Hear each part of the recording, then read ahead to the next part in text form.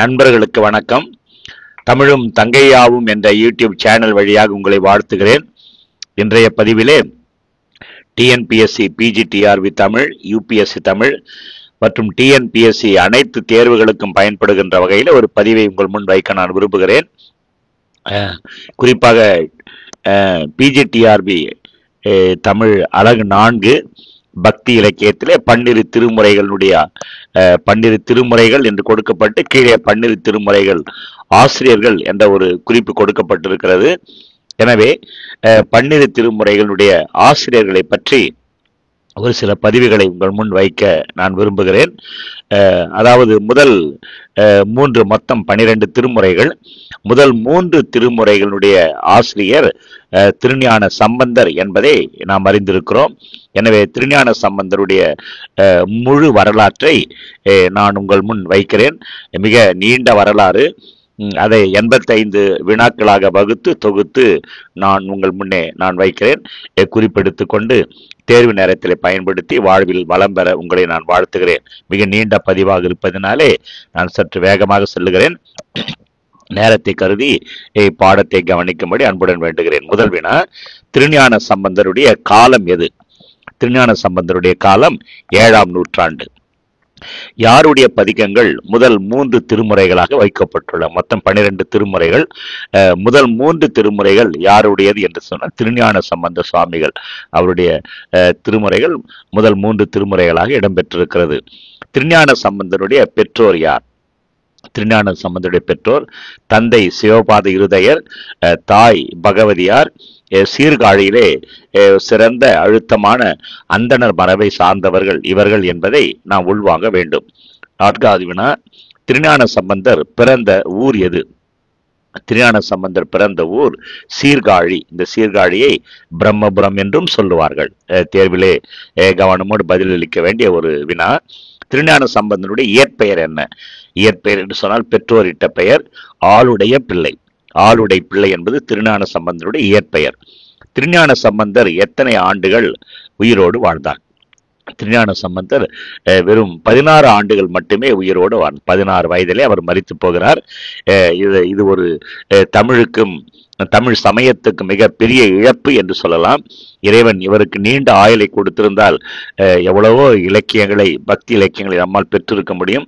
ஆனால் திருஞான சம்பந்தர் இந்த உலகிலே 16 ஆண்டுகள் மட்டுமே வாழ்ந்தார் என்பது ஒரு சோகமான பதிவு என்று கூட நாம் சொல்லலாம்.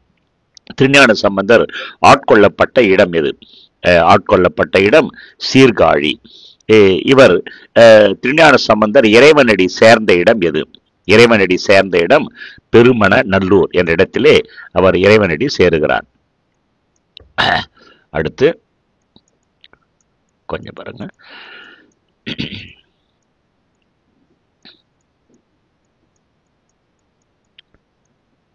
திருஞான சம்பந்தருடைய மார்க்கம் எது? திருஞான சம்பந்தருடைய மார்க்கம் சத்புத்திர மார்க்கம். திருஞான சம்பந்தருடைய நெறி என்ன என்பது வினா. இவருடைய நெறி மகன்மை நெறி. மகன்மை நெறி என்று சொல்லுவார்கள்.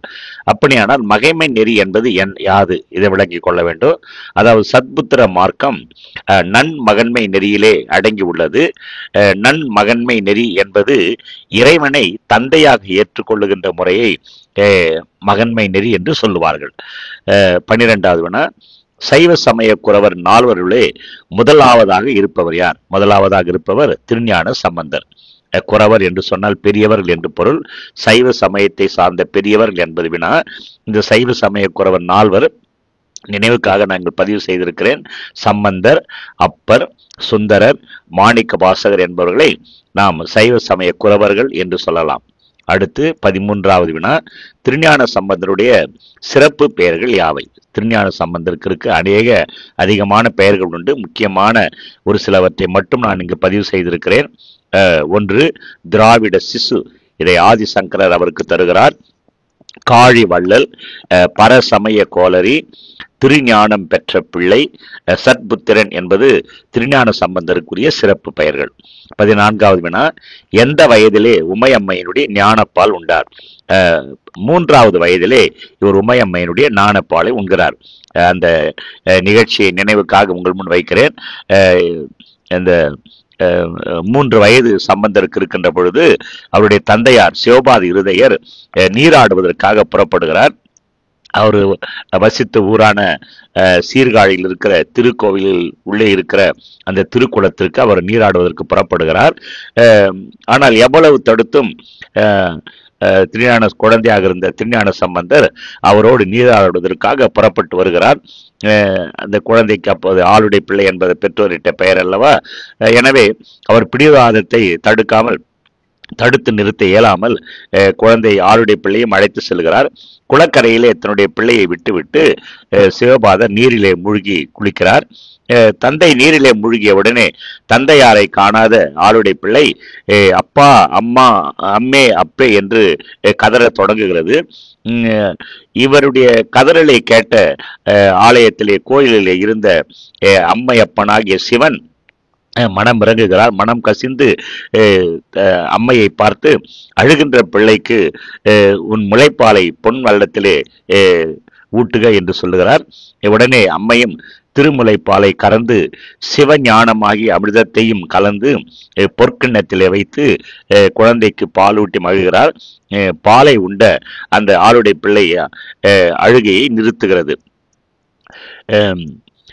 15வது வினா, ஆளுடை பிள்ளையார் எந்த வயதிலே சிவஞானம் பெற்றார்? ஆளுடை பிள்ளையார் எந்த வயதிலே சிவஞானம் பெற்றார்? ஞானப்பால் உண்ட 3வது வயதிலேயே அவர் சிவஞானம் பெறுகிறார். 16வது வினா, உமையம்மை சம்பந்தனாருக்கு ஞானப்பால் ஊட்டினார் என்னும் செய்தியை கூறுகின்ற நூல் எது? இந்த நிகழ்ச்சி பதிவு செய்யப்பட்டிருக்கிற நூல் பெரிய புராணம். பெரிய புராணம் இந்த செய்தியை நமக்கு தெளிவாக கூறுகிறது. 17வது வினா, சம்பந்தருக்கு ஆளுடை பிள்ளை என பெயர் வர காரணம் என்ன? சம்பந்தருக்கு, திருஞான சம்பந்தருக்கு ஆளுடை பிள்ளை என பெயர் வர காரணம் என்ன? அதாவது பால்மணம் மாறா இளம் பருவத்திலேயே பிள்ளையார் அம்மையப்பரால் ஆட்கொள்ளப்பட்டமையால் ஆளுடை பிள்ளையார் என அழைக்கப்பட்டார். தெளிவா இருக்குது பாருங்க பதிலு. ஆளுடை பிள்ளை என பெயர் வர காரணம் பால்மணம் மாறா இளம் பருவத்திலேயே பிள்ளையார் அம்மையப்பரால் ஆட்கொள்ளப்பட்டமையால் ஆளுடை பிள்ளையார் என அழைக்கப்பட்டார். 18வது வினா, ஆளுடை பிள்ளையாருக்கு திருஞான சம்பந்தர் என பெயர் வர காரணம் என்ன? அதாவது எவரும் பெறுதற்கரிய சிவ ஞானம் பெற்றமையால் இவருக்கு திரு ஞான சம்பந்தர் என போற்றப்பட்டார். இந்த 2 வினாவும் மிக இன்றியமையாத வினாக்கள். ஏனென்று சொன்னால் ஆளுடை பிள்ளையார் என்று பெயர் வருவதற்கும் திருஞான சம்பந்தர் என்று பெயர் வருவதற்கும் காரணம் இங்கே பதிவு செய்யப்பட்டிருக்கிறது. எனவே கவனமோடு அதை உள்வாங்க நண்பர்களை நான் கேட்டுக்கொள்கிறேன். 19வது வினா, இறைவன் அருளாலே ஞானம் உண்ட ஆளுடை பிள்ளையாரை சேக்கிழார் எவ்வாறு பேசுகிறார்? இறைவன் அருளாலே ஞானம் உண்ட ஆளுடை பிள்ளையாரை சேக்கிழார் தன்னுடைய பாடலிலே பதிவு செய்கிறார். அந்த பாடல் அப்படியே உங்க பார்வைக்கு நான் வைத்திருக்கிறேன் பாருங்கள். சிவனடியே சிந்திக்கும் திருப்பெருகு சிவஞானம் பவமதனை அறமாற்றும் பாங்கினில் ஓங்கிய ஞானம் ஓமையிலா கலைஞானம் உணர்வறிய மெய்ஞானம் தவ முதல்வர் சம்பந்தர் தாம் உணர்ந்தார் அந்நிலையில் என்று சேக்கிழார் தன்னுடைய அந்த பெரிய புராணத்திலே பதிவு செய்கிறார். 20வது வினா, திருஞான சம்பந்தர் முதலில் பாடிய பதிகம் எது? அப்போது அவருக்கு வயது என்ன? முதலில் பாடிய பதிகம் தோடுடைய செவியன் என்பது. அப்பொழுது வயது அவருக்கு 3. மிக ஆச்சரியமான ஒரு சம்பவம். எனவே 3 வயதிலே பதிகம் பாடினார் என்று சொன்னால் அதை நாம் அந்த வரலாறை அறிந்து கொள்ள வேண்டும். எனவே அந்த நிகழ்ச்சியை நான் இங்கே பதிவு செய்திருக்கிறேன். 21வது வினா, தோடுடைய செவியன் என்னும் பாடல் முதலில் பாடப்பட்ட சூழல் எது? அதாவது தந்தை சிவபாதர் அந்த குளத்திலே நீரிலே மூழ்கி நியமங்களை முடித்து கரையேறிய சிவபாத இருதயர் தன் குழந்தையினுடைய வாயின் இதழில் இரு மருங்கிலேயும் பால் வழியும் நிலையை கண்டு அவர் அதிர்ச்சி அடைகிறார். யார் தந்த பாலை நீ உண்டா என வினவி தரையிலே கிடந்த குச்சி ஒன்றை எடுத்து பிள்ளையாரை அவர் அடிக்க கை ஓங்குகிறார். பயந்த பிள்ளையார், அந்த சிறிய பிள்ளையார் தன்னுடைய உச்சி மேல் கைகளை குவித்து கைவிரலாலே எதிரே உள்ள தோணிபுரத்து சிவனை காட்டி தோடுடைய சிவன் என தொடங்கும் திருப்பாடலை பாடி 1ஆம் திருமுறைக்கு அன்றைக்கு அடித்தளமிட்டார். எனவே தோடுடைய சிவன் என்ற அந்த பதிகத்தை பாடிய பொழுது திருஞான சம்பந்தருக்கு வயது 3. 22வது வினா, பிள்ளை பருவத்திலேயே அம்மையப்பரால் ஆட்கொள்ளப்பட்டவர் யார்? பிள்ளை பருவத்திலே, குழந்தை பருவத்திலேயே அம்மையப்பரால் ஆட்கொள்ளப்பட்டவன் திருஞான சம்பந்தர். 23வது வினா, 3 வயது முதலே தம்முடைய தந்தையார் தோளிலே அமர்ந்தவாறு திருத்தலங்களுக்கெல்லாம் சென்று பாடியவர் யார்? திருஞான சம்பந்தர். ஏனென்று சொன்னால், அந்த 3 வயதிலேயே ஞானப்பால் உண்ட காரணத்தினாலே ஞானம் கைவர பெற்ற திருஞான சம்பந்தர் திருத்தலங்களுக்கு சென்று ஆலயங்களை தரிசித்து அங்கே கொண்டிருக்கிற கோயில் கொண்டிருக்கிற சிவனை பாடுகின்ற பழக்கத்துக்கு உட்பட்டார். எனவே நடக்க முடியாத அந்த 3 வயது குழந்தையை அவருடைய தந்தையார் தன்னுடைய தோளிலே சுமந்து சென்று எல்லா ஆலயங்களுக்கும் எல்லா கோவிலுக்கும் அழைத்து சென்றார், திருத்தலங்களுக்கு அழைத்து சென்றார் என்பது வரலாறு. 24வது வினா, திருஞான சம்பந்தர் இறைவனோடு கொண்டிருந்த உறவு எத்தகையது? திருஞான சம்பந்தர் இறைவனோடு கொண்டிருந்த உறவு பிள்ளை தோழர் உறவு முறை என்று சொல்லப்படுகிறது. சம்பந்தர் இறைவனுடைய மகன் என்ற உரிமையிலே அவர் எவ்வாறு போற்றப்பட்டார்? இறைவனுடைய அம்மையப்பனுடைய ஞானப்பாலை, அம்மையினுடைய ஞானப்பாலை உண்டமையாலே அவன் இறைவனுடைய மகன் என்ற உரிமைக்கு வருகிறார். எனவே அந்த நிலையிலே திருஞான சம்பந்தருக்கு சுதன் என்ற பெயரும் உண்டு. சுதன் என்று சொன்னால் மகன் என்று பொருள். 26வது வினா, ஆளுடை பிள்ளையார் பொற்தாளம் பெற்றது எவ்வாறு? பொன்னால் செய்யப்பட்ட தாளம், அந்த பாடல் இசைக்கின்ற பொழுது தாளம் அடிப்பாங்க, அதை பொற்தாளம் என்று இங்கே போடப்பட்டிருக்கிறது. பொன்னால் செய்யப்பட்ட தாளம், அதற்கு ஒரு வரலாறு உண்டு. திருக்கோளக்கா என்ற பகுதியிலே எழுந்தரில் இருக்கின்ற இறைவனை வழிபடுவதற்காக திருஞான சம்பந்தர் அந்த ஆலயத்திற்கு சென்று, கோவிலுக்கு சென்று இறைவன் முன்னே நின்று பாடுகிறார். மடையில் வாழை பாய என்னும் பாடலை அவர் பாடி முடித்தார். அந்த பாடலை பாடுகின்ற பொழுது, அந்த திருப்பதிகத்தை பாடுகின்ற பொழுது தன்னுடைய மெல்லிய கை மலர் போன்ற தன்னுடைய கைகளாலே அவர் தட்டி தாளமிட்டு பாடினார். இந்த பிள்ளையாருடைய கைகள் இரண்டையும் தட்டுவதனாலே அந்த பிஞ்சு கைகள் வலிக்கும் என்று மனம் இறங்கிய அம்மையப்பர், கடவுள் இறைவன், திருவைந்து எழுத்து எழுதப்பட்ட செம்பொன்னால் ஆன, செம்மையான பொன்னால் ஆன தாளத்தினை அந்த இடத்திலே ஆளுடைய பிள்ளையாருக்கு அவர் தந்தார் என்பது வரலாறு. 27வது வினா, திருநாவுக்கரசருக்கு அப்பர் என்னும் பெயரை கொடுத்தவர் யார்? திருநாவுக்கரசர். நாம் திருஞான சம்பந்தரை பற்றி பார்த்து கொண்டிருக்கிறோம். அடுத்த குறவர்களில் வரும் திருநாவுக்கரசர். அந்த திருநாவுக்கரசருக்கு அப்பர் என்ற பெயரும் உண்டு. அந்த அப்பர் என்ற பெயரை கொடுத்தவர் திருஞான சம்பந்தர். இப்ப நம்ம பார்த்து கொண்டிருக்கிற ஹீரோ அவர் தான் அவருக்கு அப்பர் என்ற பெயரை கொடுக்கிறார். 28வது வினா, அதற்கு ஒரு வரலாறு உண்டு. திருநாவுக்கரசருக்கு அப்பர் என பெயர் கொடுத்த நிகழ்வை விளக்கு என்பது வினா. எப்படி அவருக்கு அப்பர் என்ற பெயர் கொடுக்கப்பட்டது நாம் விளங்கிக் கொள்ள வேண்டும் அல்லவா? அதற்கான நிகழ்ச்சியை நான் இங்கே பதிவு செய்திருக்கிறேன். தில்லை அம்பலவாணனை வழிபடுவதற்காக திருநாவுக்கரசர் வருகிறார். திருநாவுக்கரசர் அங்க வரார். அங்கு வந்த அவருக்கு ஆளுடை பிள்ளையாரை பற்றிய செய்தி சிவனடியார்களாலே சொல்லப்படுகிறது. ஆளுடை பிள்ளையார் 3வது ஆண்டிலேயே ஞானப்பால் உண்டு சிவ ஞானம் பெற்ற நிகழ்வை அங்கிருக்கிற சிவனடியார்கள் திருநாவுக்கரசருக்கு சொல்லுகிறார்கள். அதிர்ச்சியும் மகிழ்ச்சியும் அடைந்த நாவுக்கரசர் மனம் மகிழ்ந்து பிள்ளையாரை காண வேண்டும் என்ற ஒரு துடிப்போடு சீர்காழி வருகிறார் திருநாவுக்கரசர். திருநாவுக்கரசர் வயதிலே மூர்த்தவர், திருஞான சம்பந்தர் குழந்தை. எனவே நாவுக்கரசருடைய தோற்றத்தை கண்ட உடனே அவருடைய தோற்றத்திலே சிவனை, அப்பனை காண்பது போன்ற ஒரு உணர்வு பிள்ளையாருக்கு ஏற்படுகிறது. எனவே உணர்ச்சி மேலிட இவர் திருஞான சம்பந்தர் ஆகிய குழந்தை திருநாவுக்கரசரை அப்பரே, அப்பர் என்று சொன்னால் அப்பன் என்ற பொருள் உண்டு, அப்பரே என்று அழைத்து வணங்கினார். திருநாவுக்கரசரும் பிள்ளையாரை பார்த்து அடியேன் என்றார். இந்த நாளிலிருந்து திருநாவுக்கரசருக்கு அப்பர் என்ற பெயர் உண்டாயிற்று. 29வது வினா, திருஞான சம்பந்தர் திருநாவுக்கரசரை முதலில் சந்தித்த இடம் எது? 2 பேர் முதல்ல சந்தித்த இடம் திருப்புகலூர் என்ற இடம். இந்த இடத்துலதான் இருவரும் முதலாக சந்திக்கின்றனர். 30வது வினா, பாம்பு தீண்டிய வணிகரின் விடம் தீர்த்த இடம் எது? இது ஒரு வரலாற்று நிகழ்ச்சி. இது கேள்வி பதில் அப்படியே நாம் சொல்லி பார்ப்பதற்கு, வினாக்களை மட்டும் பார்ப்பதற்கு வாய்ப்பு உண்டு. ஆனால் விடை தெரியாமல், அந்த நிகழ்ச்சி தெரியாமல் நாம் பல முறை கல்லூரிகளை படித்திருப்போம். நம்முடைய அந்த நினைவாற்றல் எப்படி இருக்கிறது என்று நாம் சொல்ல முடியாது. எனவே அந்தந்த வரிகளில் வருகின்ற நிகழ்ச்சிகளை நான் இங்கே உங்களுக்கு உதவும் என்ற எண்ணத்திலே பதிவு செய்திருக்கிறேன். பாம்பு தீண்டிய வணிகருடைய விடம் தீர்த்த இடம் திருமருகல், இப்படியே சொல்லிட்டு போயிடலாம். ஆனா அந்த நிகழ்ச்சியை நாம் புரிந்து கொள்ள வேண்டும் அல்லவா? பாம்பு தீண்டிய ஒரு வணிகனை பாம்பு தீண்டுகிறது, அவன் மரித்து போகிறான். அவன் விஷத்தை நீக்கி அவனை உயிரோடு எழுப்புகிற ஒரு அதிசயத்தை திருஞான சம்பந்தர் செய்கிறார். வரலாறு பாருங்க. வணிகன் ஒருவன் கன்னி ஒருத்தியை தன்னோடு அழைத்து கொண்டு தன்னுடைய ஊருக்கு செல்லுகின்ற பொழுது சூரியன் மறைந்தமையால் ஒரு மடத்திலே அவன் தங்குகிறான். அவன் தங்கிய அந்த நள்ளிரவிலே பாம்பு ஒன்று அவனை தீண்டியதாலே அந்த வணிகன் உயிர் போகிறது. வணிகன் உயிர் துறக்கிறான்.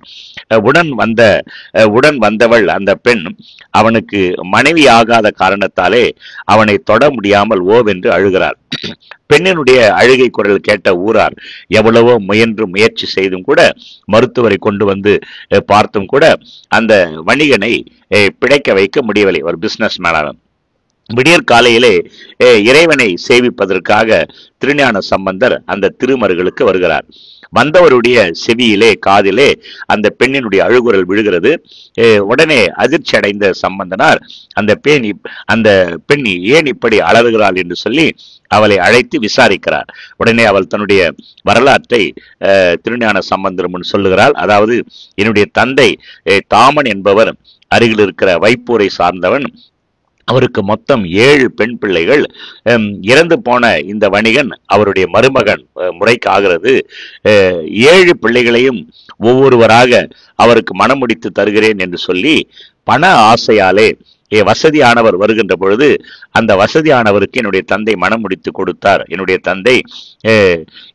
தந்தையை நம்பி தளர்வுற்ற இவனுக்கு இறங்கி 7வது பெண்ணாகிய நான் இவரை மணந்து கொள்ள வேண்டும் என்று முடிவெடுத்து இவரோடு புறப்பட்டு என்னுடைய உறவுகளுக்கு கூட சொல்லாமல் தெரியாமல் இவரோடு நான் வந்துவிட்டேன். வந்த இடத்தினிலே இவ்வாறு நிகழ்ந்தது என்று கூறி அலறி அழுகின்றாள் அந்த பெண். மனமுடைந்து போன சஞ்சலப்பட்ட திருஞான சம்பந்தர் திருமருகல் அந்த ஸ்தலத்திலே குடிகொண்டிருக்கிற பெருமானை நினைத்து சடையாய் எனுமால் எனும் பதிகம் ஒன்றை பாடுகிறார்.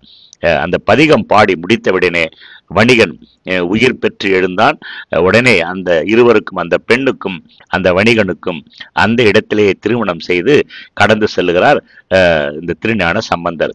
இறந்து போன ஒருவனை எழுப்பி அவனுக்கு திருமணம் செய்வித்த அந்த நிகழ்ச்சி என்பது வரலாற்றிலே இன்றைக்கும் ஒரு அதிசயமாக பார்க்கப்படுகிறது. அடுத்த ஒரு அதிசயம் 31வது வினா. ஆண் பனையை பெண் பனையாக்கிய இடம் எது? இது வினா. இதற்குரிய பதில் திருவோத்தூர். இது நம்முடைய வினாத்தாளில் இது மட்டும்தான் கேட்டிருப்பார்கள். ஆண் பனையை பெண் பனையாக்கிய இடம் எது? திருவோத்தூர். எப்படி ஆக்கினாரு? அந்த ஆண் பனை பெண் பனையாக மாறியது என்ன என்பதை நாம் புரிந்து கொள்ள வேண்டும். கற்க கசடு அற என்று சொல்லுவார்கள். நாம் படிப்பதை கசடு இல்லாமல், தவறு இல்லாமல், எந்த விதமான குற்றமில்லாமல் கற்க வேண்டும் என்பதற்காக அந்த வினாக்களுடைய பின்புலத்தை நான் இங்கே பதிவு செய்திருக்கிறேன். அதாவது, ஒரு முறை திருஞான சம்பந்தர் திருவோத்தூர் என்கின்ற தலத்தை அடைந்து அங்குள்ள இறைவனை வழிபட்டு அந்த இடத்திலே தங்கியிருந்தார். அப்பொழுது ஒரு சிவனடியார் ஒருவர் திருஞான சம்பந்தரிடம் வந்து அவரை வணங்கி, சிவனடியார்களுக்கு என தண்ணீர் இறைத்து வளர்த்த பனைகள் ஒன்று கூட காய்க்கவில்லை. சிவனடியார்களுக்கு உதவ வேண்டும் என்று சொல்லி நான் தண்ணீர் இறைத்து பனைமரங்களை வளர்த்தேன். ஆனால் அந்த ஒரு பனைமரம் கூட காய்க்கவில்லை. அருகில் இருக்கிற இதனை அறிந்த சமணர்கள் இந்த பனைகளை சிவனருளாலே காய்க்கும்படி செய்ய முடியுமா என்று என்னை இகழ்ந்து உரைக்கின்றனர் என்று குறைப்பட்டு கொண்டார். அவருடைய உள்ள குமுறலை புரிந்து கொண்ட அந்த திருஞான சம்பந்தர் உடனே திருக்கோயிலுக்கு உள்ளே நுழைந்து பூந்தேர்ந்து ஆயன என்ற பதிகத்தை பாடத் தொடங்குகிறார். பதிகம் என்பது 10 பாடல் அடங்கிய ஒரு தொகுதி. அந்த பதிகத்தை பாடி முடித்தவுடனே அந்த பதிகம் நிறைவுறுகின்ற நேரத்திலே அங்கிருந்த ஆண் பனைகள் எல்லாம் பெண் பனைகளாக மாறி குறும்பை ஈன்று காய்க்க தொடங்கின. பனைமரத்திலே ஆண் பனைமரம், பெண் பனைமரம் என்ற 2 வகை உண்டு. பெண் பனைமரம் மட்டும்தான் அந்த காய்களை காய்க்கும். எனவே அந்த ஆண் பனைமரமாக நின்று கொண்டிருந்த அந்த ஆண் பனைமரங்கள் இந்த பதிகம் முடிந்தவுடனே பெண் பனைகளாக மாறி காய்க்க தொடங்கின. இதை கண்ட சிவனடியார்கள் மகிழ்ந்து போயினர். அந்த இந்த மரம் வளர்த்தவரை இகழ்ந்து உரைத்த சமணர்கள் கண்டு அதிசயித்து தன்னுடைய சமண சமயத்தை விட்டு சைவ சமயத்தை சார்ந்தனர் என்பது வரலாறு. அடுத்த ஒரு நிகழ்ச்சி, இதுவும் ஒரு அற்புதம் என்று சொல்லலாம். இந்த அற்புதம் கூட ரெண்டிங்ல அப்படியே கேள்வியா போயிடும். அதாவது 32வது வினா, பூம்பாவைக்கு உயிர் கொடுத்த இடம் எது? இதுதான் வினாத்தாளில் இருக்கும். நமக்கு ஆப்ஷன்ல திருமயிலை என்பது நாம டிக் செய்ய வேண்டியது. ஆனால் அங்க என்ன நடந்தது, யார் பூம்பாவை, அவளுக்கு என்ன நடந்தது என்ற நிகழ்ச்சியை நாம் புரிந்து கொள்ள வேண்டும், அறிந்து கொள்ள வேண்டும் என்பதற்காக அதை நான் பதிவு செய்திருக்கிறேன். பூம்பாவைக்கு உயிர் கொடுத்த இடம் திருமயிலை. அதாவது மயிலாப்பூரிலே சிவநேசர் என்ற ஒரு வணிகர் ஒரு காலத்தில் வாழ்ந்து வந்தார். மயிலாப்பூர் என்பது இன்றைக்கு சென்னையில் இருக்கிற மயிலாப்பூர் என்பதை நான் புரிந்து கொள்ள வேண்டும். அங்கே கபாலீஸ்வரர் கோயில் இன்றைக்கும் இருக்கிறது. இங்கே வாழ்ந்த சிவநேசர், அவருக்கு ஒரு மகள், அவருக்கு பூம்பாவை என்ற ஒரு மகள், மணப்பருவம் எய்திய மகள் ஒருவர் இருந்தாள். சம்பந்தர் மீது அளவு கடந்த அன்பு கொண்ட காரணத்தினாலே அந்த சிவநேசர் தான் பெற்றெடுத்த அந்த பூம்பாவையையும் தான் ஈட்டிய பெருஞ்செல்வத்தையும் ஏன் தம்மையும் கூட அந்த ஆளுடைய பிள்ளையாருக்கே உடமையாக தர வேண்டும் என்று உறுதி கொண்டிருந்தார். தன்னுடைய பெண்ணை நாம் கொடுத்தா, தன்னுடைய மகள் பூம்பாவையை திருமணம் செய்து கொடுத்தால் அந்த திருஞான சம்பந்தருக்கு தான் தர வேண்டும் என்ற உறுதியோடு தன்னுடைய மகளை வளர்த்து கொண்டு வந்தார். ஒரு நாள் இந்த பூம்பாவை பூ கொய்வதற்காக தோட்டத்திற்கு சென்ற பொழுது அவளுடைய விரலை அந்த பாம்பு ஒன்று தீண்டி விடுகிறது. உடனே விடம் வேகமாக தலைக்கு ஏறியதாலே அந்த இடத்திலே அவள் இறந்து போகிறாள். சிவநேசர் நிலை கலங்கி போனார். திருஞான சம்பந்தருக்கென்று வளர்த்த இந்த மகள் இறந்து விட்டாலே என செய்வ தெரியாத திகைத்த அவர் பொறி தட்டியது போல சம்பந்தருக்குரிய இந்த தன்னுடைய மகனுடைய உடலை தகனம் செய்து அவளுடைய சாம்பலையும் எலும்பையும் ஒரு குடத்திலே இட்டு கன்னி மாடத்திலே வைத்து தினமும் பூசனை செய்து வந்தார். இந்த சூழ்நிலையிலே சிவநேசர் மயிலாப்பூர் வந்த சம்பந்தனாரை பற்றி கேள்விப்பட்டு உடனே ஓடுகிறார். அவர் வந்த முத்தி சிவிகை, அதை பல்லக்கு என்று சொல்லுவார்கள், முன்னாலே வீழ்ந்து அவர் வணங்குகிறார். உடன் வந்த சிவனடியார்கள் அவர் வீழ்கின்ற காரணத்தையும் விளக்கத்தையும் திருஞான சம்பந்தருக்கு விளக்கி சொல்லுகின்றனர். உடனே திருஞான சம்பந்தர் அந்த சூழ்நிலை விளங்கி கொள்கிறார். மயிலாப்பூரில் இருக்கிற திரு கபாலீஸ்வரரை வணங்கிவிட்டு வெளியே வந்த சம்பந்தனார் அந்த சிவநேசரை நோக்கி என்பு நிறைந்த அந்த குடத்தினை திருக்கோயிலின் புறவாயிலுக்கு கொண்டு வாருங்கள் என்று கட்டளையிடுகிறார். உடனே விரைந்து சென்ற அந்த சிவநேசர் அந்த குடத்தை கொண்டு வருகிறார். சம்பந்தர் இறைவன் திருவருளை நினைத்து, திருஞான சம்பந்தர் இறைவனுடைய திருவருளை நினைத்து மட்டிட்ட புன்னையங்காணல் என்ற ஒரு பதிகத்தை பாடத் தொடங்குகிறார். அந்த பதிகம் நிறைவுற்றவுடனே அந்த குடம் உடைகிறது. அந்த குடத்திலிருந்து, உடைந்த குடத்திலிருந்து 12 வயதுடைய பூம்பாவை கூப்பிய கரங்களோடு அந்த குடத்திலிருந்து வெளியே வந்து திருஞான சம்பந்தருடைய திருவடிகளை வணங்கினான் என்பது செய்தி. இங்கே செய்தி நீட்டத்துக்காக நான் இதோடு முடித்து விட்டேன். உடனே அந்த சிவநேசன் என்பவர், உங்களுக்காகவே வளர்த்த மகள் இவள் பூம்பாவை, எனவே எதிர்பாராத நிகழ்ச்சியால் அவள் மரித்து போனார், எனவே நீங்களே இவளை திருமணம் செய்து கொள்ள வேண்டும் என்ற கோரிக்கை வைக்கிறார். திருஞான சம்பந்தர், இறந்து போன மகளை நான் பதிகம் பாடி எழுப்பியதனாலே எனக்கு அவள் மகளுக்கு உறவு முறையாகிறது, மகளை திருமணம் செய்வது சரியல்ல என்று சொல்லி அவர் கடந்து செல்லுகிறார். அவர் கடந்து சென்ற பிறகு பூம்பாவை சிவனை நினைத்து சிவனடியார்களை பூசித்தும் சிவனுக்கு பூசை செய்தும் கடைசி வரை காலம் கழிந்து திருமணம் செய்யாமலே தன்னுடைய காலத்தை கழிந்து கடைசியிலே இறந்து வைகுண்டம் சேர்ந்தாள் என்பது நாம வரலாற்றிலிருந்து அறிய முடிகிறது. 33வது வினா, கூன் பாண்டியனுடைய வெப்பு நோயை நீக்கியவர் யார்? பாண்டிய மன்னன். இவனுக்கு கூன் பாண்டியன் என்று பெயர். கூன் பாண்டியன் என்று ஏன் பெயர் வந்தது என்று சொன்னால், அவன் கூன் போட்டிருந்தான். அதனால அவன் கூன் நிமிர்ந்து நிற்க முடியாமல் ஒரு கூனனை போல இருந்ததனால் அவனுக்கு கூன் பாண்டியன் என்று பெயர். அவனுக்கு வெப்பு நோய் வருகிறது. பின்னால் அதை தொடர்ந்து நான் சொல்லுகின்ற நிகழ்ச்சியில் அதை விளங்கிக் கொள்ள உங்களால் முடியும். அந்த வெப்பு நோயை நீக்கியவர் யார் என்று சொன்னால் திருநாவுக்கரசர். வெப்பு நோய் என்பது பயங்கரமான ஒரு வயிற்று வலி. இது பின்னால ஒன்னொன்னா விளங்க முடியும். திருஞான சம்பந்தர் சைவ எழுச்சியினை எவ்வாறு ஊட்டினார், பின்னால இந்த நிகழ்ச்சி வருகிறது. திருப்பதி தோறும் சென்று பதிகம் பாடி திருஞான சம்பந்தர் சைவ சமயத்திலே ஒரு விதமான எழுச்சியை ஊட்டினார். சமணர்களை வென்று சைவத்தை நிலைநாட்டியவர் யார்? அப்போது சைவர்களுக்கும் சமணர்களுக்கும் பயங்கரமான போட்டி. அந்த காலத்திலே 7ஆம் நூற்றாண்டிலே சமய வாதங்கள் அடிக்கடி நடைபெறுவதுண்டு. என்னுடைய மதம் பெரியதா, உன்னுடைய மதம் பெரியதா என்ற வாதங்களுக்கிடையே தன்னுடைய மதங்களை நிலைநாட்டுவதற்கு முயற்சி செய்து கொண்டிருந்த காலம்.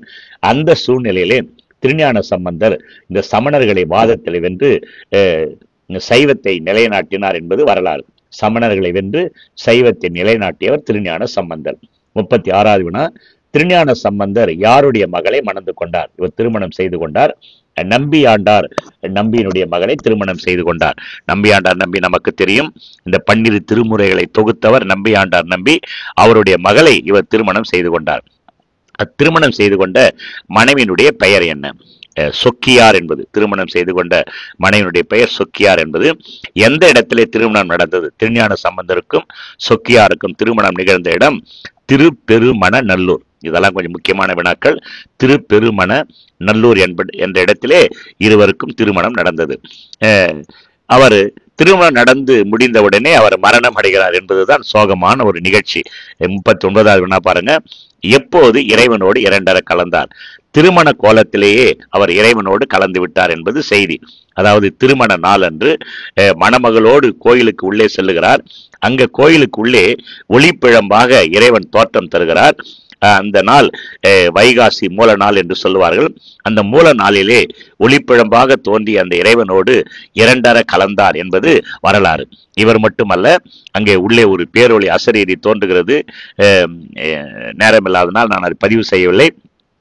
நீ அத திருஞான சம்பந்தர் சொல்லுகிறார், நீயும் உன் மனைவியும் உன்னோட திருமணத்துக்கு வந்திருந்த அத்தனை பேரும் இந்த ஜோதிக்குள்ளே வாருங்கள், என்னோடு இரண்டரை கலங்கள் என்று சொல்லுகிறார்.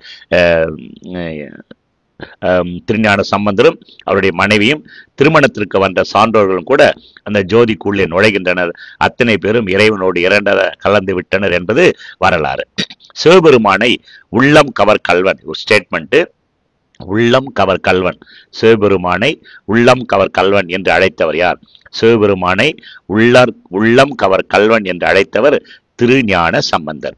41வது வினா, திருஞான சம்பந்தர் யாருடைய இறுதி காலத்திலே வாழ்ந்தார்? திருஞான சம்பந்தர் அப்பருடைய இறுதி காலத்திலே வாழ்ந்தார். அப்பர் என்பவர் மிக வயது முதிர்ந்தவர். அவருடைய இறுதி காலத்திலே திருஞான சம்பந்தர் வாழ்ந்தார் என்பது வரலாறு.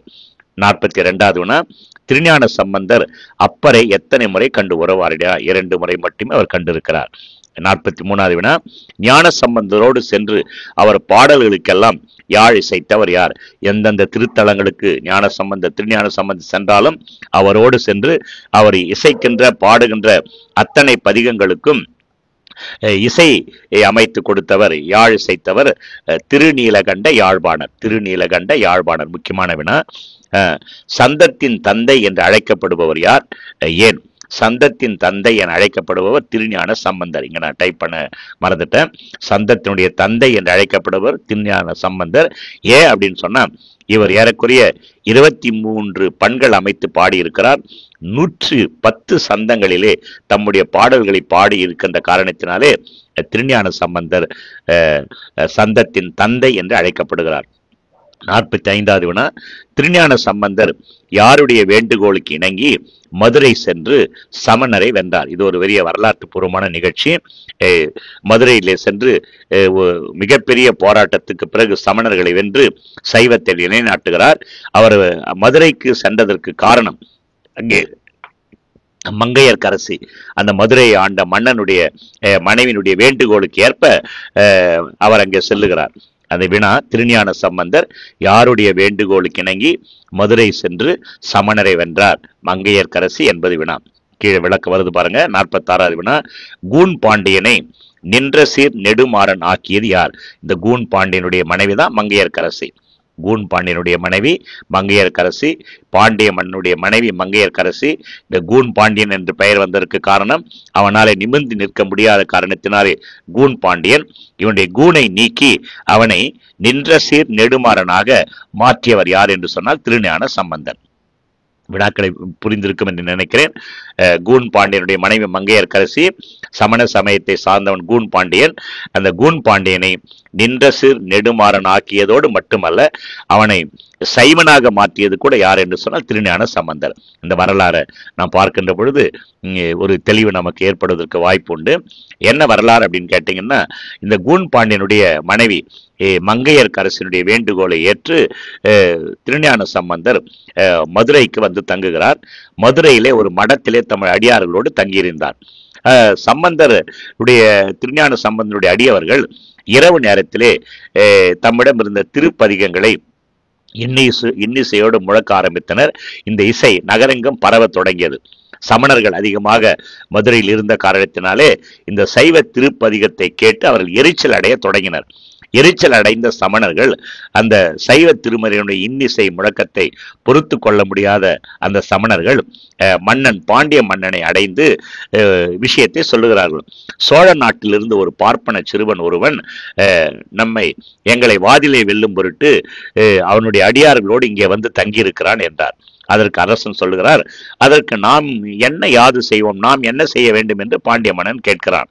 பதிலுக்கு சமணர் சொல்லுகிறார்கள், அந்த அந்தன சிறுவன் தங்கியிருக்கிற மடத்திற்கு தீ வைத்து விட்டால் அவன் அஞ்சி ஓடி விடுவான் என்ற எண்ணத்தை சமணர்கள் அரசன் முன்னே வைக்கின்றனர். அரசன் ஆராய்ந்து அறியாமல் ஒரு பதிலை தருகிறார். ஆவது பதில் பாருங்க, ஆவது இதுவே ஆகில் அதனை செய்ய போமின் என்று சொல்லுகிறார். இதுதான் செய்யணும்னு சொன்னா அதை போய் செய்யுங்க அப்படின்னு சொல்லி ரொம்ப அசால்ட்டா பதிலை கொடுத்து அந்த சமணர்களை அனுப்பி விடுகிறார். உடனே சமணர்கள் திரும்பி சென்ற சமணர்கள் அந்த மடத்திற்கு, திருஞான சம்பந்தர் தங்கியிருக்கிற மடத்திற்கு மந்திரங்களை ஓதி தீ மூட்ட பார்க்கின்றனர். மந்திரம் எதுவும் பலிக்கவில்லை. ஏனென்று சொன்னால் திருவைந்தெழுத்து ஓதும் சிவனடியார்கள் தங்கியிருந்த அந்த மடம் அவர்களுடைய பதிகங்களாலே தெய்வ அந்த பிரசன்னத்தாலே அது பரவி இருந்த காரணத்தினாலே அந்த மடத்தை மந்திரங்கள் ஒன்றும் செய்ய முடியவில்லை. தீ பற்ற மறுக்கிறது. பலியற்று தோற்று போன இந்த சமணர்கள் அந்த இரவு நேரத்திலே மறைந்து சென்று அந்த திருமடத்திற்கு தாமே தீயை மூட்டுகின்றனர். தீயை கொண்டு வந்து மூட்டுகின்றனர். மடம் எரிகிறது. இதை அறிந்த சம்பந்தனார், அரசன் முறையின்றி இருப்பதால் தானே இந்த தீங்கு இங்கே நடந்தது என சொல்லி அங்கே ஒரு பதிகம் பாடுகிறார். அத்தீழல் பையவே சென்று பாண்டியனை சார்வதாக என ஏவும் கருத்தோடு செய்யனே திரு ஆளுவா என்ற ஒரு பதிகத்தை பாடுகிறார். அதாவது மடத்திற்கு வைத்த தீ உடனடியாக செல்லாமல் மெதுமெதுவாக சென்று யார் வைத்த தீ, பாண்டியனுடைய ஆலோசனையினாலே வைத்த அந்த தீயானது அதே பாண்டிய மன்னனை போய் சென்று சேர வேண்டும் என்று சொல்லி செய்யனே திரு ஆளுவா என்ற பதிகத்தை பாடுகிறார். இந்த தீயானது மெல்ல மெல்ல பாண்டியனை பற்றி வெப்பு நோயாக மாறுகிறது. வெப்பு நோய் என்று சொன்னால் பயங்கரமான வயிற்று வலி. இந்த வயிற்று வலியாலே அவன் வேதனைப்பட்டு அலறுகின்ற பொழுது அவனுடைய மனைவி மங்கையர்க்கரசியும் அவருடைய அமைச்சர் குலச்சிறையாரும் இந்த திருஞான சம்பந்தர் வந்து வேண்டுகிறார்கள், கெஞ்சுகிறார்கள், அழுகிறார்கள். அவருடைய வேண்டுதலுக்கு இணங்கி திருஞான சம்பந்தர் திருநீரை பூசி அவனுடைய வெப்பு நோயை, அவனுடைய வயிற்று வலியை நீக்குகிறார். அது மட்டுமல்ல, அவனுடைய கூனையும் நீக்கி அவனை நன்றாக நிற்க செய்து நின்ற சீர் நெடுமாறன் ஆக மாற்றுகிறார். அது மட்டுமல்ல, அந்த மன்னனை சமண சமயத்திலிருந்து சைவ சமயத்துக்கு மாற்றுகிறார். இது வரலாறு. எனவே இந்த நிகழ்ச்சியில் அவ்வளவு செய்தி உண்டு. இதை நீங்கள் உள்வாங்கினால் இந்த வினாக்கள் புரிந்து கொள்வதற்கு வாய்ப்பாக இருக்கும். 47வது வினா, பல இடங்களிலே சமணர்களுடன் அனல்வாதம் புனல்வாதம் செய்தவர் யார்? இது முக்கியமான கேள்வி. அனல்வாதம் புனல்வாதம், சமணர்களோடு அனல்வாதமும் புனல்வாதமும் செய்தவர் யார்? அனல்வாதம் என்பது ஒன்று, புனல்வாதம் என்பது மற்றொன்று. இந்த ரெண்டையும் நான் பின்னால் விளக்கியிருக்கிறேன். இதை செய்தவர் யார் என்று சொன்னால் திருஞான சம்பந்தர். சமணர்களோடு வாதம், தன்னுடைய மதம் சிறந்தது, உன்னுடைய மதம் சிறந்ததா என்று அந்த வாதத்திலே அனல்வாதம் புனல்வாதம் மேற்கொண்டவர் திருஞான சம்பந்தர். 48வது வினால் அனல்வாதம் புனல்வாதம் விளக்குக. ஏன்னா விளங்கி கொள்ள வேண்டும். விளங்காமல் நாம் தாண்டி சென்றால் அந்த படிக்கிற படிப்பு பயனற்ற ஒரு படிப்பு என்றுதான் சொல்ல வேண்டும். அனல்வாதம் என்றால் என்ன, புனல்வாதம் என்றால் என்ன?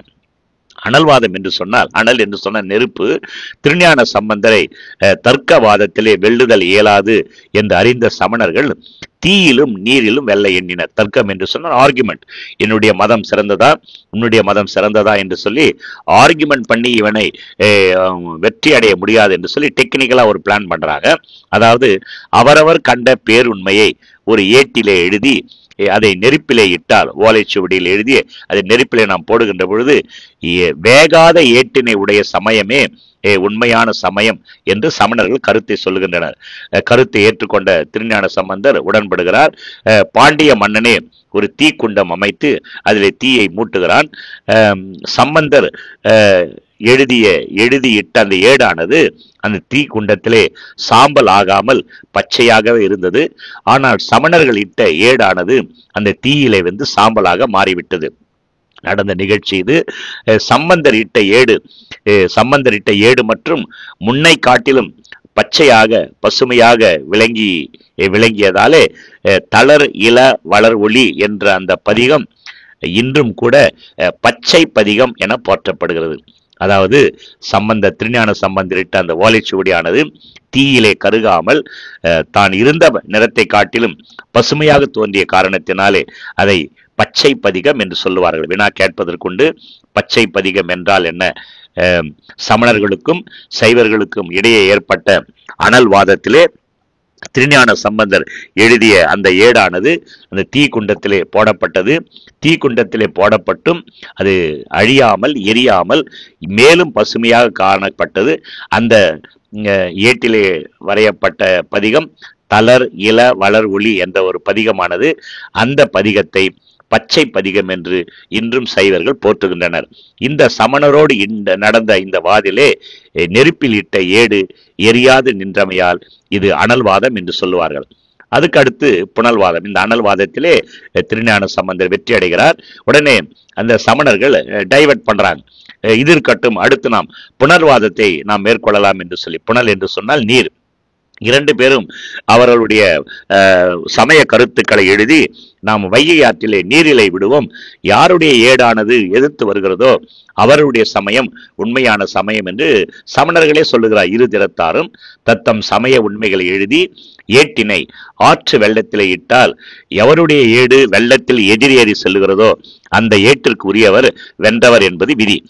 சமணர்கள் இட்ட ஏடானது வையை ஆற்று வெள்ளத்திலே விரைந்து தள்ளப்பட்டு கடலிலே சென்று விழுகிறது. ஆனால் திருஞான சம்பந்தர் இட்ட ஏடானது வையை பெருவெள்ளத்தை எதிர்த்து கிழித்து எதிரே வந்து ஒரு ஆற்றினுடைய ஒரு ஆலயத்தினுடைய முன்னாலே தேங்கி இருக்கிற தண்ணீரிலே அது நிற்கிறது. அந்த பாசுரத்தினுடைய அந்த ஏட்டில் இருந்த முதற் பாட்டிலே வரும் வேந்தனும் ஓங்குக என்னும் சொற்கள் பிள்ளையாருடைய திருவாயிலிருந்து வெளிப்பட்டதும் அங்கே நின்று கொண்டிருந்த மன்னனுடைய கூன் கொஞ்சம் கொஞ்சமாக நீங்கி அவன் நேராக நின்ற சீர் நெடுமாறன் ஆயினான். இந்த நிகழ்ச்சி நடக்கும் பொழுதுதான் அவன் நின்ற சீர் நெடுமாறன கூன் நீங்குகிறது. இவ்வாறு நீரில் இட்ட ஏடு எதிர்த்து கரையேறியதை புனல்வாதம் என்று சொல்லுவார்கள். இந்த அனல்வாதத்திலும் புனல்வாதத்திலும் சமணர்கள் தோற்று போகிறார்கள். நான் இங்கே பதிவு செய்யப்படவில்லை. அந்த திருஞான சம்பந்தர் கேட்கிறார், ஒருவேளை இந்த அனல்வாதம் முதல் அவர் வெற்றி அடைகிறார், இந்த புனல்வாதத்திலே நீங்கள் தோற்றால் என்ன செய்வது என்று சொன்னால் சமணர்கள் அதிகமாக கோபம் அடைகிறார்கள். அப்படி தோற்றால் நாங்களே கழுவேறி மரித்து போகிறோம் என்று சொல்லி ஒரு வீரவசனம் பேசுகிறார்கள். அதே போல இந்த அனல்வாதம் புனல்வாதம் இரண்டிலேயும் தோற்ற காரணத்தினாலே அந்த சமணர்களே கழுவிலே ஏறி தம்முடைய உயிரை மாய்த்து கொள்ளுகிறார்கள் என்பது இலக்கிய வரலாற்றில் பதிவு செய்யப்பட்டிருக்கிறது. அந்த சமணர்கள் கழுவியில் ஏறி இறந்ததற்கு காரணம் திருஞான சம்பந்தர் பொறுப்பாக மாட்டார். ஏனென்று சொன்னால் பல இடங்களிலே கழுவேற்றினார் என்ற ஒரு சில இலக்கிய வரலாற்றில் பதிவு செய்யப்பட்டிருக்கிறது. அவனே இதை டிமாண்ட சொல்றான். சமணர்கள் நாங்க தோத்துட்டா நாங்க கழுவேறோம் சொல்லிட்டு தோத்து போனார்கள். அவர்களே கழுவிலே ஏறி தங்கள் உயிரை மாய்த்து கொண்டனர் என்பது உண்மை. எனவே இதை நாம் தேர்வுக்கு தயாராகின்ற மாணவ செல்வங்கள் புரிந்து கொள்ள வேண்டும். 49வது திருஞான சம்பந்தர் பாடிய மொத்த பாடல் எத்தனை? மொத்த பாடல் 16,000 பாடல்களை அவர் பாடினார் என்பதை நம்மால் அறிய முடிகிறது. ஆனால் திருஞான சம்பந்தர் எழுதியதாக நமக்கு இன்றைக்கு கிடைத்திருக்கிற பாடல்கள் 384 பதிகங்கள், 4181 பாடல்கள் மட்டுமே. இதிலே கூட கருத்து வேறுபாடு உண்டு. பல்வேறு இலக்கிய ஆசிரியர்கள் பல்வேறு விதமான கருத்துக்களை பதிவு செய்கிறார்கள். பெரும்பான்மை நூல்களிலே இந்த கணக்கு இருப்பதனாலே இதை நான் பதிவு செய்திருக்கிறேன். ஒருவேளை தேர்விலே கேட்கின்ற பொழுது அந்த அனைத்து குறிப்புகளையும் மனதிலே கொண்டு ஏற்ற வினாக்களை நீங்கள் அளிப்பதற்கு உங்களை மாணவர்களாகி நீங்கள் உங்களை பழக்கப்படுத்திக் கொள்ள வேண்டும் என்பதற்காக இந்த கருத்தை நான் இங்கு பதிவு செய்கிறேன். 51வது வினா, இந்த பாடல்கள் அனைத்தும் எத்தகையவை? யாருடைய பாடலும்? திருஞான சம்பந்தர். இந்த 4181 பாடலும் எப்படி இருக்கின்றன என்பது வினா. இனிய ஓசை நயம் நிரம்பிய இசைப்பாக்களாலான விருத்தப்பாக்களாக அமைந்துள்ளன. இசைப்பாக்கள், விருத்தப்பாக்கள், ஓசை நயம் நிரம்பியவை. 52வது வினா, வடமொழி வேதங்களுடைய முக்கியமான குறிப்புகளை தாம் இயற்றிய பக்தி பாடலிலே பயன்படுத்தியவர் யார்? வடமொழி வேதத்தினுடைய கருத்தை தாம் எழுதிய முக்கியமான வினா பக்தி பாடலை பயன்படுத்தியவர் திருஞான சம்பந்தர். இவருடைய பாடலிலே பலவிதமான வடமொழி வேத கருத்துக்கள் பதிவு செய்யப்பட்டிருக்கிறது. 53வது வினா, வடமொழி வேதங்களுடைய இன்றியமையாத கருத்துக்களை தமிழ் இலக்கியங்களில் இடம்பெறுவதற்கு முக்கிய பங்காற்றியவர் யார்? அதே வினாதான் ஏறக்குறைய திருஞான சம்பந்தர். அடுத்தது 54வது வினா, திருஞான சம்பந்தர் எந்த வகையான அணிகள் பாடுவதில் வல்லவர்? ஏனென்று சொன்னால் அவர் ஒரு சில குறிப்பிட்ட அணிகளை மட்டுமே பயன்படுத்தியிருந்தார். திருஞான சம்பந்தர் எவ்வகை அணி என்று சொன்னால் செயலிலே பயன்படுத்தப்படுகின்ற ஒரு உத்தி. அந்த அணி இலக்கணத்தில் நாம் அதை பார்க்கணும். யமகம், திரிபு, மொழி மாற்று, அடிமாற்று முதலிய சொல்லணிகளை இவர் பாடுவதிலே வல்லவராக இருந்தார். 55வது வினா, திருஞான சம்பந்தர் தலைவி நிலையிலே நின்று பாடிய பாக்கள் யாவை? அகப்பொருள் என்று சொல்லுவார்கள். தன்னை தலைவனாகவும் தலைவியாகவும் இறைவனை தலைவனாகவும் நினைத்து பல பாடலை பாடியிருக்கிறார். காரணம், சிவபெருமானுடைய உருவ அழகிலேயும் திருகுணங்களிலேயும் தன்னை ஈடுபடுத்தி கொண்டு இந்த பாடலை தலைவன் தலைவி பாங்கில் பாடியிருக்கிறார். 56வது வினா, ஒவ்வொரு பதிகத்தினுடைய இறுதியிலேயும் பாடி வைத்துள்ள செய்தி யாது? ரெடிமேட் போல ஒரு செய்தியை ஒவ்வொரு பதிகத்தினுடைய இறுதியில் வைத்திருக்கிறார். அதாவது சிவன் ராவணனுடைய செருக்கை அடக்கியதையும் சிவனுக்கு திருமாலும் அயனும் தாழ்ந்ததையும் கூறுவதோடு சமண சமய கொள்கைகளையும் கடிந்து அவர் கூறுகிறார். ஒவ்வொரு பதிகத்தின் இறுதியிலேயும் இது வருகிறது. அடுத்த வினாவில் அதை நான் விளக்கியிருக்கிறேன். அதாவது 57வது வினா பாருங்க, பதிகம் ஒவ்வொன்றின் இறுதியிலேயும் திருஞான சம்பந்தர் புகுத்தியுள்ள புது முறை யாது? ஒவ்வொரு பதிகம் என்று சொன்னால் 10 பாடல்கள் அடங்கிய ஒரு பகுதியை தான் பதிகம் என்று சொல்லுவார்கள். பதிகம் என்றால் என்ன? 10 பாடல் கொண்ட ஒரு தொகுதியை பதிகம் என்று சொல்லுவார்கள். 10 பாட்டு இருக்கும். 10 பாட்டு முடிச்சுட்டு அது ஒரு பதிகம் என்று சொல்லுவார்கள். ஒவ்வொரு பதிகத்துடைய இறுதியிலே அதாவது 8வது பாடல், அந்த 10 பாட்டுல 8வது பாடலிலே ராவணனுடைய ராவணன் கைலாய மலையை தூக்கி எடுக்க முயற்சி செய்கிறான். அவனால் முடியவில்லை. அவன் துன்பப்பட்டதையும் பின்னர் தான் சிவபக்தனாக மாறியதையும் பாடுகிறார். இதுல ஒரு வரலாறு இருக்கிறது. நேரம் இல்லாத நான் கடந்து செல்கிறேன். வேணுமென தனி பதிவா நான் போடுறேன். அந்த கைலாய மலைக்கு கீழே அவன் மாட்டிக்கிடுறான். வெளியே வர முடியாமல் தவிக்கின்ற பொழுது தன்னுடைய தவறை உணர்ந்து சிவபக்தனாக அவன் மாறுகிறான். அந்த செய்தி ஒவ்வொரு பதிகத்திலேயும் 8வது பாடல்ல ராவணனை பற்றி குறிப்பு. ஒவ்வொரு பதிகத்திலேயும் 9வது பாடலினுடைய கடைசியிலே பிரம்மனும் திருமாலும் தேடி காண முடியாத பெருமை உடையவன் சிவபெருமான் என்ற ஒரு பதிவை அடிமுடி தேடி செல்லுகின்ற ஒரு வரலாறு, ஒரு செய்தி. இதுவும் நேரமின்மை காரணமாக கடந்து செல்கிறேன். 10வது பாடல்ல சமண பௌத்த துறவிகளுடைய போலி வாழ்க்கையை எள்ளி நகையாடுகின்ற முறையிலே ஒரு பதிவை அவர் பதிவு செய்திருக்கிறார். 11வது பாடலிலே திருமுறையிலே 11வது பாடல் திருமுறை பாடலிலே தன்னுடைய பெயரை தைரியமாக முத்திரையிட்டு பாடுகின்ற பழக்கத்தை கொண்டிருந்தார். இது தேவாரத்தினுடைய சிறப்பு என்று சொல்லலாம். யாருடைய தேவாரம்? சம்பந்தர் தேவாரம் என்று சொல்லுவார்கள். திருஞான சம்பந்தர் முதல் 3 திருமுறைகள் சம்பந்தர் தேவாரம் என்று சொல்லுவார்கள். இந்த 3 திருமுறையிலும் 3 சம்பந்தர் தேவார பாடல்களிலேயும் இந்த இந்த முறை கடைபிடித்திருப்பது ஒரு தனி நடை என்று சொல்லலாம். இது தேவாரத்தினுடைய தனி சிறப்பு, சம்பந்தர் தேவாரத்தினுடைய தனி சிறப்பு என்று கூட சொல்லலாம். 58வது வினா, திருஞான சம்பந்தர் அடியார் கூட்டத்திலே செல்வாக்கு பெற காரணம் என்ன? ஒரு பெரிய அடியார் கூட்டமே அவருக்கு இருந்தது திருஞான சம்பந்தர். காரணம் அவருடைய இளமை, குழந்தை 16 வயசு ஆகும்போது 16 வயசு தான். என அவருடைய இளமை பொலிவும் இனிய குரல் வளமும் கேட்போரை பரவசமாக்கக்கூடிய சூழ்நிலை இருந்ததனாலே அவரை சுற்றி ஒரு மிகப்பெரிய அடியார் கூட்டம் எப்பொழுதுமே இருந்தது என்று சொல்லலாம். 59வது வினா, நாளும் இன்னிசையால், இந்த ஸ்டேட்மெண்ட் இது, நாளும் இன்னிசையால் தமிழ் பரப்பும் ஞான சம்பந்தர். இது ஸ்டேட்மெண்ட். இதை சொன்னது யார்? வினா இப்படி கேட்பாங்க நமக்கு தேர்வில். நாளும் இன்னிசையால் தமிழ் பரப்பும் ஞான சம்பந்தர் என்று சொல்லியவர் யார் அப்படின்னு சொன்னோம்னா நமக்கு சுந்தரர். இதை சொன்னவர் சுந்தரர். அடுத்து வினா, முருகனுடைய அவதாரமாக போற்றப்படுபவர் யார்? முருகனின் அவதாரம் ஏனென்று சொன்னால் அவர் சொன்ன அற்புதங்களே இதற்கு சாட்சி, அவர் செய்த அற்புதங்கள் இதற்கு சாட்சி. பல அற்புதங்களை அவர் தெய்வத்தின் அருளாலே தெய்வத்தை போல செய்திருக்கிறார். எனவே பக்தர்கள் இவரை முருகனுடைய அவதாரமாக போற்றப்பட்டனர். முருகனுடைய அவதாரமாக போற்றப்பட்டவர் திருஞான சம்பந்தர். 61வது வினா, பிள்ளை பாதி புராணம் பாதி என இவர் வரலாற்றை சிறப்பித்து கூறுவது எது?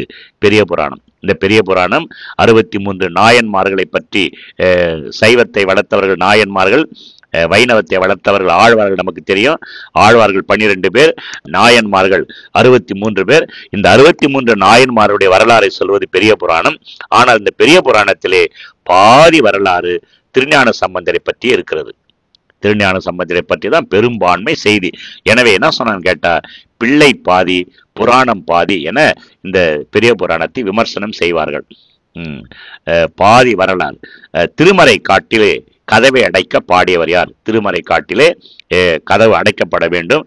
திருஞான சம்பந்தர் பாடிய பின் அந்த கதவு அடைக்கப்படுகிறது.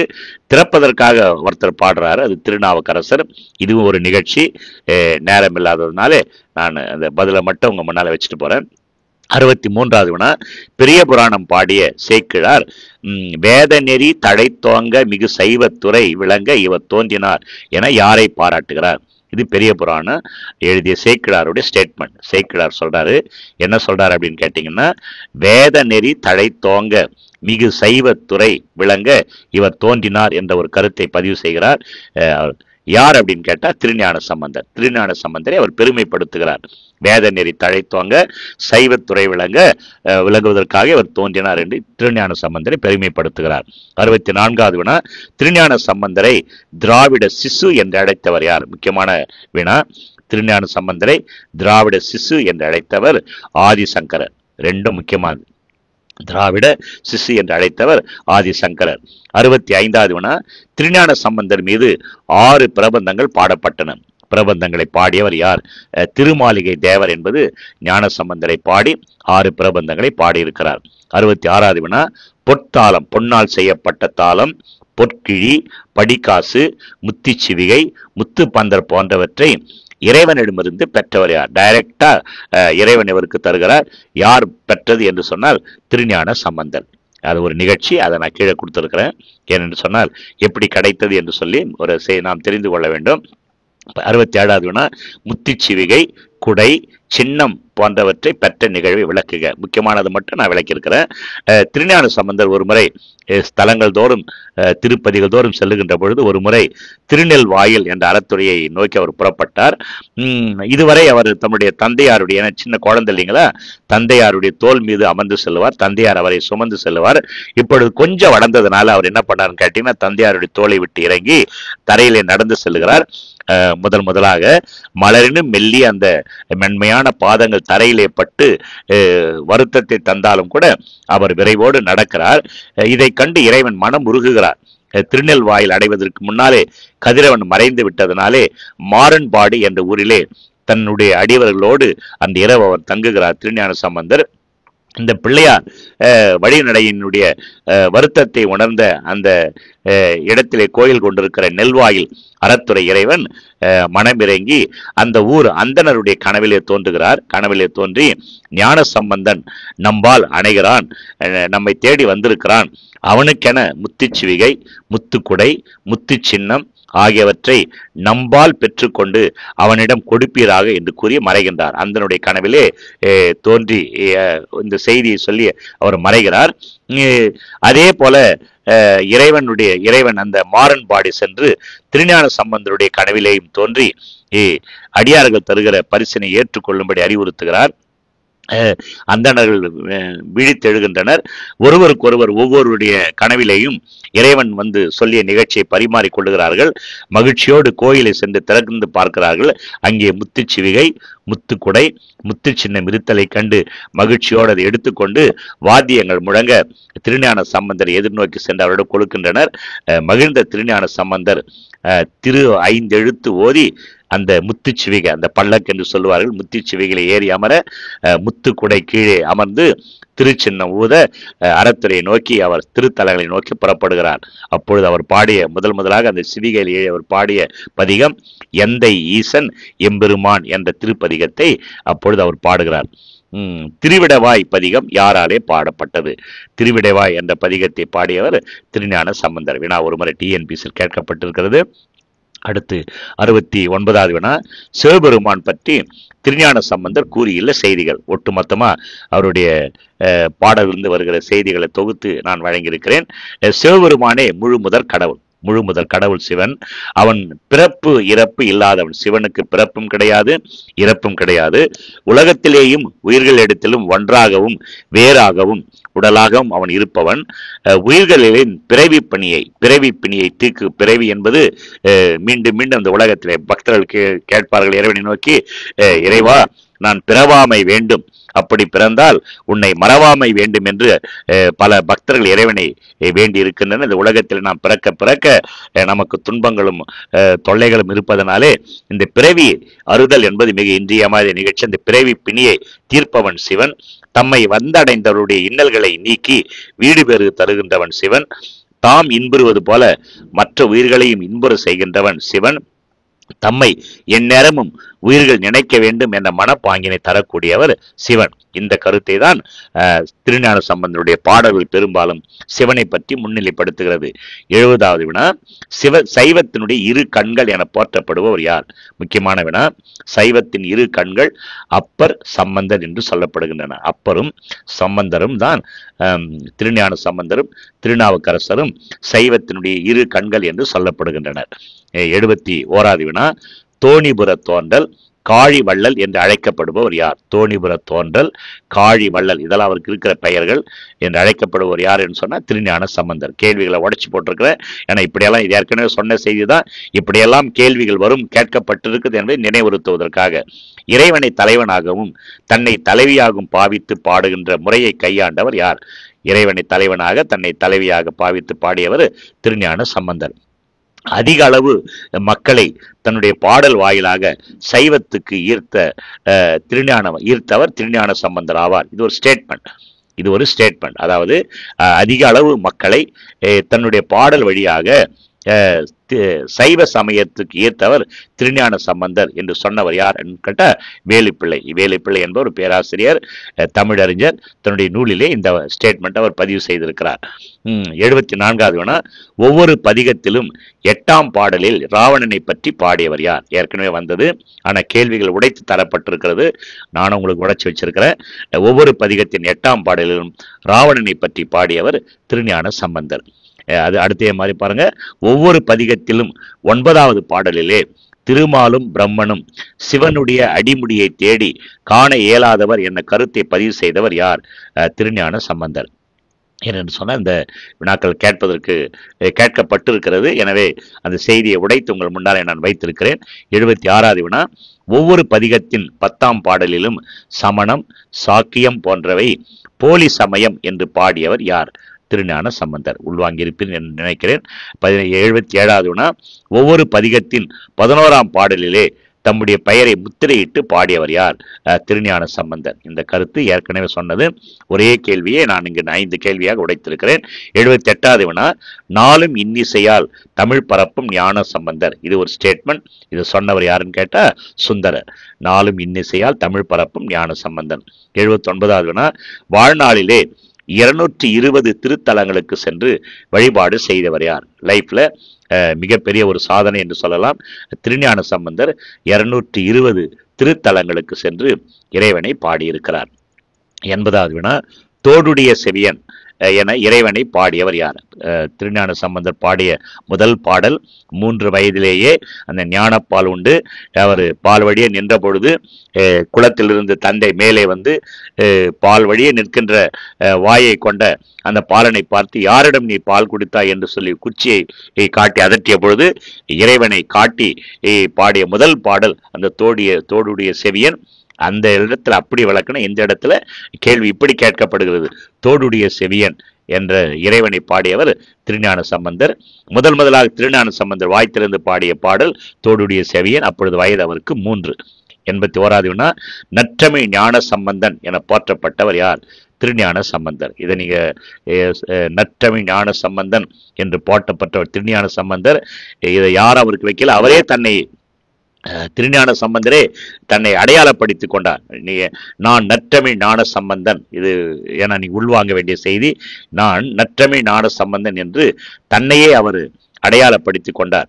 அவர் தன்னையே நற்றமிழ் ஞான சம்பந்தன் என அடையாளப்படுத்திக் கொண்ட காரணத்தினாலே பின்னாளிலே இந்த பெயர் அவருக்கு பலராலும் வழங்கப்படுவதாயிற்று. நற்றமிழ் ஞான சம்பந்தன் என போற்றப்பட்ட திருஞான சம்பந்தர். வினா கேட்கப்படலாம், நற்றமிழ் ஞான சம்பந்தன் என பெயர் சூட்டியது யார் என்று சொன்னால் திருஞான சம்பந்தரே தனக்கு பெயர் சூட்டி கொண்டார் என்பது பதில். 82வது வினா, தாம் அந்தணனாக இருந்தும் கூட தாம் செல்லுகின்ற இடங்களுக்கெல்லாம் பாணர் குலத்தை சார்ந்த திருநீலகண்ட யாழ்ப்பாணரை இசைக்காக அழைத்து சென்றவர் யார்? திருஞான சம்பந்தர். இதுவும் கவனத்தில் கொள்ள வேண்டிய செய்தி. 83வது வினா, 3 வயதிலே தோணியப்பர் ஆலயத்திலே ஞானப்பால் உண்டவர் யார்? 3 வயசிலே தோணியப்பர் ஆலயத்தில் ஞானப்பால் உண்டவர் திருஞான சம்பந்தர். உடனே வாய்த்திருந்து பாடியவர் தோடுடைய செவியன் என்ற பாடல். 84வது வினா, திருஞான சம்பந்தர் இறைவனிடமிருந்து எங்கெங்கு எவ்வவற்றை பெற்றார்? ஒவ்வொரு இடத்திலே ஒவ்வொரு கிஃப்ட் என்று சொல்லலாம், இறைவனிடமிருந்து பெறுகிறார். பாருங்க, திருக்கோக்காவிலே பொன்னால் செய்யப்பட்ட தாளத்தையும், திருவாவடுதுறையிலே பொற்கிழியையும், திருவீழி மிழலையிலே படிக்காசையும், திருவாயில் அறத்துறையிலே முத்துச்சிவிகையையும், பட்டீஸ்வரத்திலே அவர் முத்து பந்தலையும் பெறுகிறார். இது வினாக்கள் பல நிலையில கேட்பதற்கு வாய்ப்புண்டு. அடிப்படையா நீங்க உள்வாங்கிங்க. கடைசி வினா, திருஞான சம்பந்தருடைய தமிழ் எவ்வாறே அழைப்பர்? திருஞான சம்பந்தர் என்று சொன்னால் ஒவ்வொரு திருமுறை பாடிய ஒவ்வொரு அடியார்களும் ஒவ்வொரு விதமான தமிழை பின்பற்றி இருப்பார்கள். திருஞான சம்பந்தருடைய தமிழ் கொஞ்சு தமிழ் என்று சொல்லுவார்கள். கொஞ்சு தமிழ், மிஞ்சு தமிழ் அப்படின்னு பல நிலையில் உண்டு.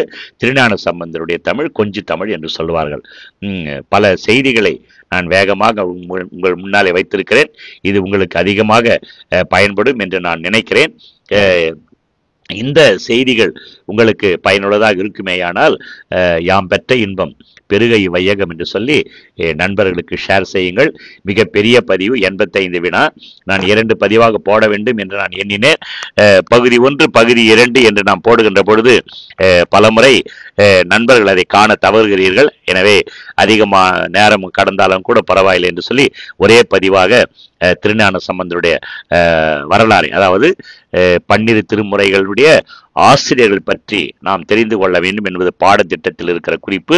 எனவே 12 திருமுறைகளிலே முதல் 3 திருமுறைகளுடைய ஆசிரியர் திருஞான சம்பந்தருடைய வரலாற்றை 85 வினாக்களாக நான் உங்கள் முன் வைத்திருக்கிறேன். இதை பல நண்பர்கள் என்னுடைய பதிவுகளை கேட்டு, சமீபத்திய பதிவுகளை கேட்டு தொடர்பு கொள்கிறீர்கள். ஆனால் சமீபத்திய பதிவுகளை மட்டுமே நீங்கள் பார்த்ததாக நீங்கள் பதிவு செய்கிறீர்கள். தமிழும் தங்கையாவும் என்ற என்னுடைய அந்த சேனலிலே ஏறக்குறைய 290 பதிவுகளை நான் போட்டிருக்கிறேன். அதில் பெரும்பாலும் ஏறக்குறைய 70% டிஎன்பிஎஸ்சி பிஜிடிஆர்பிக்குரிய பாடத்திட்டங்களை நான் கவர் செய்திருக்கிறேன் என்பதை உங்கள் நினைவுக்கு கொண்டு வருகிறேன். மொழி வரலாறு, சங்க இலக்கியம், சங்க மருவிய காலம், காப்பியங்கள், பெருங்காப்பியம், சிறுங்காப்பியம், அதுக்கப்புறம் பார்த்தீங்கன்னா பக்தி இலக்கியங்கள், சிற்றிலக்கியங்கள், இக்கால இலக்கியத்தினுடைய ஆசிரியர்கள், இப்படி பல நிலைகளை நான் அங்கே பாடமாக 290 பதிவுகளை நான் போட்டிருக்கிறேன். நீங்கள் தமிழும் தங்கையாம் என்ற சேனலை சப்ஸ்கிரைப் செய்த பிறகு உள்ளே சென்று அதை தயவு செய்து பாருங்கள். உங்களுக்காக சிரமம் எடுத்து பதிவுகளை நாங்கள் முன்வைக்கிறோம். அதை பயன்படுத்தி கொண்டு தேர்விலே பயன்படுத்தி வாழ்விலே வளம் பெற உங்களை நான் மனதார வாழ்த்துகிறேன். இந்த பதிவை கேட்டு உங்களுடைய கருத்துக்களை கமெண்ட் பாக்ஸிலே பதிவு செய்யுங்கள். நண்பர்களுக்கு ஷேர் செய்யுங்கள். தமிழும் தங்கையாவும் என்ற சேனலை நீங்கள் சப்ஸ்கிரைப் செய்யுங்கள். இதில் விடுபட்ட செய்திகள் அல்லது சேர்க்கப்பட வேண்டும் என்ற செய்திகள் நீங்கள் நினைத்தால் கமெண்ட் பாக்ஸிலே நீங்கள் பதிவு செய்யுங்கள். ஒருவேளை நான் வேகத்திலே தவறாக ஏதாவது சொல்லியிருந்தால் கூட திருத்தங்களை கூட நீங்கள் அதில் பதிவு செய்ய மற்றவர்களுக்கு தெளிவு ஏற்பட உதவி செய்யுங்கள். மற்றொரு சிந்தனையோடு பாடத்தோடு விரைவிலே சந்திப்போம். நன்றி, வணக்கம், வாழ்க வளமுடன்.